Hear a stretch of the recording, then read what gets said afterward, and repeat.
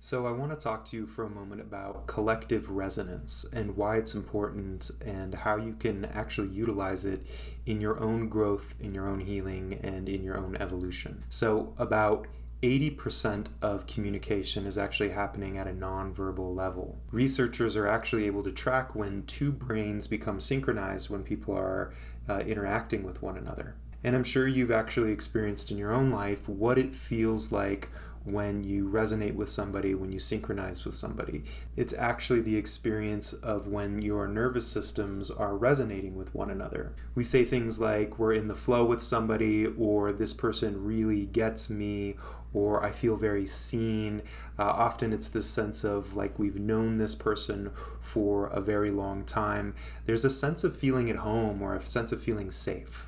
And this is something that we can actually learn to cultivate in ourselves, the way that we sense somebody else, the way that we begin to bring our bodies into the process of being with and sensing somebody, and at higher states being able to bring in higher intelligence or our souls into the body while we're interacting with, while we're listening, while we're speaking with somebody. And these states of deep resonance actually create the perfect groundwork for really deep healing and transformation. Being really heard, witnessed, sensed by somebody else actually creates powerful transformational possibilities. One of the ways that we can think about this is rather than just a single nervous system and a single mind and energy system working on a problem or trying to tackle something that is a little bit out of whack, you have two nervous systems and two energy bodies working together to create healing or to solve a problem. As you can imagine, two nervous systems, two minds, two energy bodies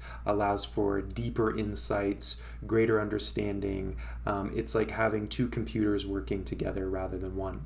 So the same thing can happen with larger groups of people. If you have a large group of people that have the same intention and they've been cultivating deeper awareness, when you bring them all together, you now have 15, 20, 30 people together that are a resonance body in which deeper insight can happen, deeper healing can occur. It's what you feel when you're in a group of people that have been meditating for a long time, or when you're in a sacred place. There's a particular resonance field that you can feel. So if you're somebody that's experienced this before, when you're in a group like that, or you're in a intelligent field like that, the insights that you have are deeper. The possibility for transformation increases exponentially. Now more than ever, it's important to connect with people in communities that you have a resonance with so that you can tap into these higher states of consciousness that can propel you in your life, that can help you begin to grow, help you have deeper insights into yourself, both for your own challenges, but also for the collective blockages that we have as a society. So some of the things that you can do to start actually activating a deeper sense of resonance in your own life is to include what you're feeling when you're interacting with somebody. Start to include noticing what it is that you're feeling in terms of comfort, discomfort, openness, non-openness. And this doesn't mean stopping or changing the conversation, but it's like listening at a deeper level, bringing more of you into the conversation. That can be increased by doing practices like meditation, particularly embodied meditation, doing things like Qigong, visualizations, but bringing more of your awareness into your body, because your whole body is a sensing system.